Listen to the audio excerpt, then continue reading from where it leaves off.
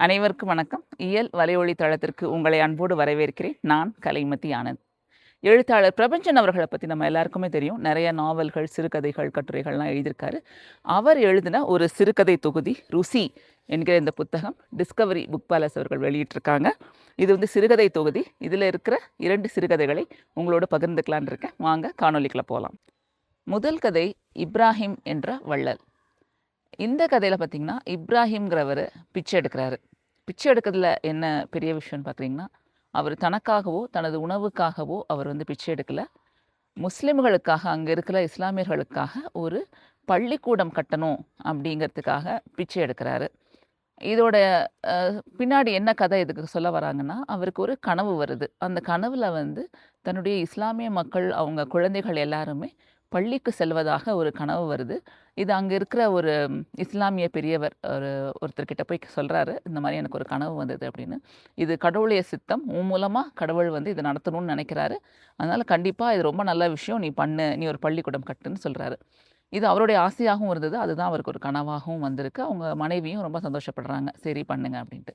அப்போ இதுக்கு ஒரு பெரிய பொருட்செலவாகுமே, என்ன பண்றதுன்னு யோசிக்கிறாரு. அதுக்கு முன்னாடி பார்த்தீங்கன்னா, அங்க இருக்கிற இஸ்லாமிய பெரியவர்கள் எல்லார்கிட்டயும் கலந்து ஆலோசிக்க வேண்டிய ஒரு நிலைமை வருது. அவங்க கிட்டலாம் போயி அவரு சொல்றாரு, "இந்த மாரி ஒரு பள்ளிக்கூடம் ஆரம்பிக்கணும்" அப்படின்னு. அப்போ அங்க இருக்கிற அந்த பெரியவர்கள்லாம் சொல்றாங்க, "நமக்கு தான் நம்ம மார்க்க கல்வி கத்துக்கிறதுக்கு தான் மதராசுக்கள்லாம் இருக்கே, அங்க போய் அவங்க படிக்கிறாங்களே, அப்புறம் எதுக்கு இந்த பள்ளிக்கூடம்?" அப்படின்னு.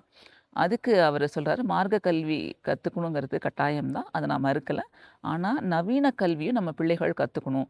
ஏன்னா மத்த பிள்ளைகள் எல்லாம் நவீன கல்வி கத்துக்கிட்டு பெரிய பெரிய ஆளா வராங்க. ஆனா நம்ம சமூகத்துல பிள்ளைங்கலாம் ரொம்ப பெரிய லெவல்ல வர முடியல." அப்படின்னு தன்னுடைய வருத்தத்த பதிவு செய்றார். அதனால இந்த கல்வி கற்கிறது, பள்ளிக்கூடம் போய் கல்வி கற்கிறது ரொம்ப அவசியம்னு சொல்லி, அவரு முகமது நபி சொன்ன சில விஷயங்கள், கல்வி பத்தின சில விஷயங்கள்லாம் எடுத்து சொல்லி, அவங்களுக்கு புரிய வைக்கிறாரு. அவங்களும் ஒத்துக்கிறாங்க. "ஆமா, இது பெரிய விஷயம் தான். நீ கண்டிப்பா பண்ணு.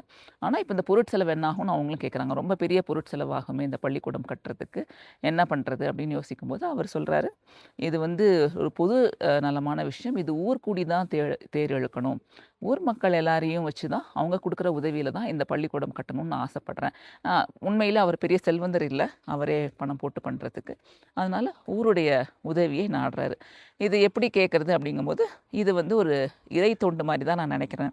இதுக்காக நான் பிச்சை எடுக்கிறதுக்கு கொஞ்சம் கூட வெட்கப்படல அப்படின்னு சொல்லி, நல்ல எண்ணத்தில போய் அவர் எல்லா வீட்லயும் போய் பிச்சை கேட்குறாரு. அதில சில தெரிஞ்சவங்கலாம் ரொம்ப வருத்தப்படுறாங்க. "நீங்க பெரிய குடும்பமாச்சே."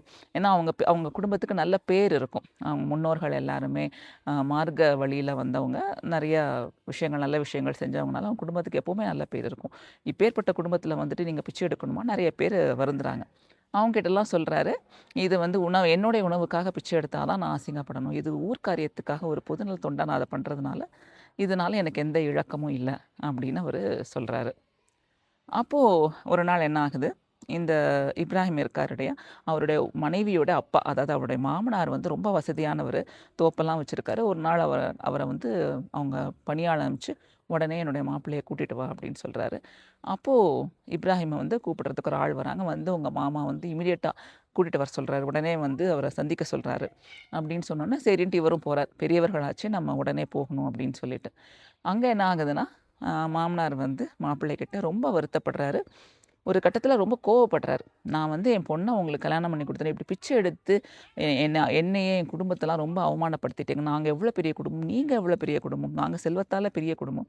நீங்க புகழ் பேர்னால ரொம்ப பெரிய குடும்பம். உங்க குடும்பத்துக்காக தான் என்னுடைய பொண்ண உங்களுக்கு நான் கல்யாணமே பண்ணி குடுத்தேன். ஆனா நீங்க இப்படி ஒரு இழி காரியம் பண்ணிட்டீங்க. இது ரொம்ப கேவலமான விஷயம். உங்கள பார்த்தாவே எனக்கு கோவம் வருது. நீங்க நல்லாவே இருக்க மாட்டீங்க." அப்படி இப்படின்னு வாய்க்கு வந்தபடி அவங்க மாமனார் மாப்பிள்ளை இப்ராஹிம ரொம்ப கோச்சுக்கிறார். அது காதால கேட்க முடியாத வார்த்தைகள். அப்படிப்பட்ட வார்த்தைகளை பயன்படுத்தி அவர புண்படுத்துறாரு. ஆனா இப்ராஹிம் இந்த பக்கம் எந்த மனசஞ்சலமும் இல்லாம, வருத்தமும் இல்லாம அமைதியா உட்காந்து சிரித்த முகத்தோடயே அதெல்லாம் கேட்டுட்டு, "நீங்க கோவப்படாதீங்க மாமான்னு" பொறுமையா சொல்றாரு. ஆனா அவரோட கோபம் அத்துமீறி போய் ரொம்ப திட்டிடுறாரு. திட்டினோனே இப்ராஹிம் சிரிச்சுட்டே அந்த இடத்த விட்டு கிளம்பி போயிடுறாரு. அப்போ அந்த இப்ராஹிமோட மாமனார் வீட்டுக்கு போறாரு. வீட்டுக்கு போய் அவங்க மனைவி கிட்ட சொல்றாராம், "என் மாப்பிள்ளைய நம்ம மாப்பிள்ளைய நான் ரொம்ப கோவிச்சுக்கிட்டேன்" அப்படின்னு. உடனே அவங்க பதறி போறாங்க. "யாராவது மாப்பிள்ளைய போய் கோவிச்சுக்கலாமா? மகள கோவிச்சுக்கிட்டா கூட பரவால்ல. எதுக்காக நீங்க மாப்பிள்ளைய கோவிச்சுக்கிட்டீங்க? அப்படி என்ன அவர் தப்பு பண்ணாரு?" இல்ல அவர் இந்த மாரி பிச்சை எடுக்குறாரு. அது எனக்கு கோவம் வந்துடுச்சு. அவரு ஒரு நல்ல விஷயத்துக்காக தானே பிச்சை எடுக்குறாரு. அதுக்கு எதுக்கு போய் நீங்க கோவப்படுறீங்க? அது வந்து ஒரு இறை தொண்டா அவரு பண்றாரு. நீங்க பண்ணது ரொம்ப பெரிய தப்பு அப்படின்னு சொன்னோனே, இவர் ரொம்ப வருத்தத்துக்கு உள்ளாராரு. இவருக்கு தூக்கமே வரல. அவசரத்துல நீங்க போய் உங்க மாப்பிள்ளைய போய் பார்த்துட்டு வாங்க. அவர்கிட்ட பேசுங்க அப்படின்னு அவங்க அனுப்புறாங்க அவங்க மனைவி. அப்போ இப்ராஹிமோட மாமனார் அவர பார்க்க வராரு. பொண்ணு வரவேற்கிறாங்க அவங்க வீட்ல. மாப்பிள்ளை எங்கம்மான்னு கேட்குறாரு. மாப்பிள்ளை அசந்து தூங்குறாங்கப்பா அப்படின்னோனே, அவர பார்க்குறாரு. ரொம்ப அசந்து தூங்குறாரு. அதாவது மனசுல எந்த எண்ணங்களும், தீய எண்ணங்களும் இல்ல. எந்த கெட்ட செயல்களும் அவரு புரியலங்கும்போது, அப்படி ஒரு அழகான, அருமையான தூக்கம் வருங்கிறத அவரு புரிஞ்சுக்கிறாரு. அத புரிஞ்சுகிட்டு அவரு எழுப்பவான்னு கேட்குறா பொண்ணு. இல்ல, இல்ல வேண்டாம்மா. சாயந்தரமா வந்து அவர என்னைய பார்க்க சொல்லுன்னு சொல்லிட்டு போயிடுறாரு. அ அவ வந்து இப்ராஹிம்ட்ட சொல்றா. இப்ராஹிம் வந்து சாயந்தரம் ஓடி வந்து மாமனார பார்க்குறாரு. "என்ன மாமா நீங்க வந்திருந்தீங்களாமே, என்னை எழுப்பியிருக்கலாமே, நீங்க எதுக்கு வந்துட்டு பார்க்காம போனீங்க?" அப்படின்னோனே, "இல்ல மாப்ள, நீங்க வந்து எப்படி ஒரு மனசுல வந்து ஒரு தூய்மையும், அன்பும், ஒரு நிதானமும் இருந்தா, நீங்க வந்து ஒரு நல்ல ஆழ்ந்த தூக்கத்துல இருப்பீங்க. எங்களுக்கெல்லாம் தூக்கமே வரல. உங்கள நான் அவ்ளோ பேசிட்டேன். உங்க மனச புண்படுத்திட்டேன். எனக்கு ரொம்ப சங்கடமா போச்சு. என்னை மன்னிச்சிடுங்கன்னு" அழுதுகிட்டே அவர்கிட்ட மன்னிப்பு கேட்குறாரு. அத பார்த்தோனே பதறி போறாரு இப்ராஹிம். "அதனால ஒண்ணும் இல்ல மாமா, நீங்க அழுகாதீங்க" அப்படின்னு அவர சமாதானப்படுத்துறாரு. உடனே மாமனார் போய் அவருக்கு ஒரு பை நிறைய பொற்காசுகள், அதாவது அதுக்கு பணம் கொண்டு வந்து குடுக்குறாரு. பள்ளிக்கூடம் கட்டுவதற்கான பணம் கொண்டு வந்து குடுக்குறாரு. "இந்தாங்க மாப்பிள்ளை, இத சந்தோஷமா வாங்கிக்கோங்க. பள்ளிக்கூடம் மட்டும் இல்ல, கல்லூரியும் கட்டுங்கன்னு" சொல்லி அத குடுக்குறாரு. அவ்ளோ பெரிய தொகைய பார்த்தோனே, இப்ராஹிம் ரொம்ப சந்தோஷப்படுறாரு. அவர் மாமனாரும் தன்னுடைய அந்த ஒரு கில்ட் இருந்தது இல்லையா? அது போயிட்டு அவரும் ரொம்ப மகிழ்ச்சி ஆகுறாரு. இதோட இந்த கதை முடியுது. இந்த கதை என்ன சொல்ல வருதுன்னா, ஒரு எளிய மக்கள் ஒரு இறை தொண்டு, ஒரு பொதுநல தொண்டு செய்யணும்னு நெனைக்கும்போது, அவங்க எவ்வளோ உறுதியா இருக்காங்க. எந்த ஒரு அவமானமும், சங்கடமும் அவங்களை கொஞ்சம் கூட அசச்சு பார்க்கறதில்ல. அவங்க கொண்ட கொள்கையில உறுதியா இருந்து, அத நிறைவேத்தி காட்டுறாங்க அப்படிங்கிறது, இந்த கதையில வர இப்ராஹிம் மூலமா நம்ம புரிஞ்சுக்க முடியுது. மாப்பிள்ளை பொம்மை. இந்த கதையில ரங்கப்பிள்ளைங்கிறவர் தான் முக்கியமான கதாபாத்திரம். அவர் ஒரு ரொம்ப பெரிய பணக்காரர். அவருக்கு சிரஞ்சீவி பாப்பாள்னு ஒரு குழந்தை.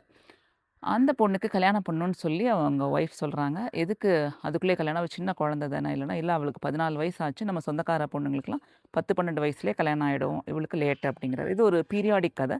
அந்த காலத்துல ரொம்ப சீக்கிரம் பண்ணிடுவாங்க இல்லையா? அதனால அவங்க ஒய்ஃபும் அந்த பொண்ணுக்கு பண்ணணும்னு சொல்றாங்க. அப்ப அந்த குழந்தை வரா. அவர்கிட்ட கேட்குறாரு, "பாப்பா உனக்கு அம்மா கல்யாணம் பண்ணணும்னு சொல்றாளே" அப்படின்னா, கல்யாணம்னா என்னன்னு கேட்குது அந்த பொண்ணு. கல்யாணம்னா உனக்கு ஒரு மாப்பிள்ளை வருவான். நீ வந்து எல்லார் முன்னாடியும் தங்க நகைகள்லாம் போட்டு புடவ கட்டிட்டு தாலி வாங்கிக்கணும். உனக்கு ஒரு மாப்பிள்ளை வருவாரு" அப்படின்னா, "அந்த மாப்பிள்ளை யாருன்னு கேட்டேன்னா, அவர் ஒரு மனுஷ பொம்மை. நீ என்ன சொன்னாலும் செய்வாரு. நீ என்ன சொன்னாலும் கேட்பாரு" அப்படின்னோன, அந்த பொண்ணுக்கு ரொம்ப ஆசையாயிடுது. "எனக்கு அந்த மனுஷ பொம்மையே வாங்கி குடுங்க. நான் நவராத்திரி கொலுவுல வச்சுக்கிறேன்னு" சிரிச்சுட்டே அந்த பொண்ணு வந்து போயிடுது. இவர் ஒரு பையன பார்த்து கல்யாணம் நிச்சயம் பண்றாரு. அப்ப அந்த ஊர்ல கவர்னர் இவருக்கு ரொம்ப தெரிஞ்ச நண்பர். ஏன்னா, அவர் ரொம்ப பெரிய ஆளுங்க இல்லையா? அவங்களுக்கு நல்லா தெரியும். கவர்னர் கேட்குறாரு, "நீ ஏதோ ரொம்ப பெருசா கல்யாணம் பண்ண போறியாமே! விருந்தாளிங்கள இன்வைட் பண்றதே நீ ஒரு யானையில போய் தான் பண்றியாமே!" அப்படின்னு கேட்குறாரு. "ஆமா, நான் ஒரு 10 நாள் கல்யாணம் மாரி பண்ணலான்ட்டு இருக்கேன். நெறைய செலவு பண்ண போறேன்" அப்படின்னோனே, "என்னென்ன உணவுகள்லாம் நீ செய்ய போற கல்யாணத்துல?" நான் ஒரு பெரிய லிஸ்ட்டே குடுக்குறாரு. அத பார்த்தோனே ரொம்ப ஆச்சரியப்படுறாரு கவர்னர். "நீங்களும் உங்க ஒய்ஃபும் கண்டிப்பா வரணும்னு" சொல்லிட்டு, அவரு இந்த கல்யாணத்துக்கு அழைச்சுட்டு போறாரு. கல்யாணம் நடக்குது. கவர்னர் அவங்க ஒய்ஃப்லாம் வராங்க. அவங்களுக்கெல்லாம் ரூ. 10,000 கவர்னருக்கு ரூ. 10,000 அவங்க ஒய்ஃப்க்கு ரூ. 5,000 பண முடிப்பு குடுக்குறாரு. அவங்க வரவேற்கிறாரு. பீரங்கிகள் முழங்க அவங்களுக்கு ஒரு சிறப்பு செய்யப்படுது. அ அந்த கவர்னரோட ஒய்ஃப் வந்து அந்த பொண்ண பார்த்து ரொம்ப ஆச்சரியப்படுறாங்க. ஏன்னா அந்த பொண்ணு வந்து ஒரு 1000 பவுன் நகைய போட்டுட்டு 10 பட்டு புடவ கட்டிட்டு வரா. அந்த சின்ன பொண்ணு அப்படி இருக்கிறத பார்த்து அவங்க ஆச்சரியப்படுறாங்க. கல்யாணமும் ரொம்ப சிறப்பா நடக்குது. அப்ப என்ன ஆகுது, "நீ வந்து மாப்பிள்ளையும் பொண்ணையும் எங்க வீட்டுக்கு ஞாயித்துக்கிழமை போல அழைச்சிட்டு வா, விருந்து வைக்கிறேன்னு" சொல்லி கவர்னர் போறாரு. அப்ப பார்த்தா சாயந்தரம் சில நலுங்கெல்லாம் வைக்கும்போது அந்த பொண்ணு மயங்கி விழுந்துடுறா. அத பார்த்தோன்னே பயந்து போறாரு அவங்க அப்பா. என்ன ஆச்சுன்னு வைத்தியர்லாம் பெரிய அளவுல வைத்தியர்லாம் கூட்டு வந்து செக் பண்றாங்க. அந்த பொண்ணுக்கு ரத்த சோகை தான் ஒண்ணும் இல்ல எந்திரிச்சுருவான்னு சொல்றாங்க. கொஞ்ச நாள்ல எந்திரிச்சிடுறா அந்த பொண்ணு. எந்திரிச்சுட்டு பார்த்து திருப்பியும் ஒரு 4, 5 நாள் ஆனோனே அவளுக்கு ரொம்ப உடம்பு வந்து சுகவீனப்படுது. ஒரு கட்டத்தில அவ இறந்து போயிடுறா. அத பார்த்தோன்னே ரொம்ப இதாகுறா. அது இறக்கறதுக்கு கொஞ்சம் முன்னாடி பாப்பா உனக்கு என்ன வேணும்னு கேட்குறாரு. எனக்கு வந்து மாப்பிள்ளை பொண்ணுக்கு பொம்மை வேணும். நான் நவராத்திரிக்கு வைக்கணும்னு திருப்பி அந்த பொண்ணு சொல்லுது. உடனே போய் பசங்கள போய் வாங்கிட்டு வர சொல்றாரு. சொல்லிட்டு கொஞ்ச நேரத்தில அந்த பொண்ணு இறந்து போயிடுறா. அவ சொன்ன அந்த பொம்மைகள்லாம் வருது. ஆனா அவ இல்ல. கடைசி வரைக்கும் அவளால அந்த மாப்பிள்ளை பொம்மைய அடைய முடியல. இந்த ஒரு சின்ன வருத்தத்தோட இந்த கதை முடியுது. இன்னும் நெறைய இந்த மாரி கதைகள் இந்த புத்தகத்தில இருக்கு. இந்த புத்தகத்த வாங்கலனா வாங்கி படிங்க. எழுத்தாளர் பிரபஞ்சன் அவர்கள் எழுதிய ருசி. மீண்டும் அடுத்த காணொளியில் சந்திக்கலாம். நன்றி, வணக்கம்.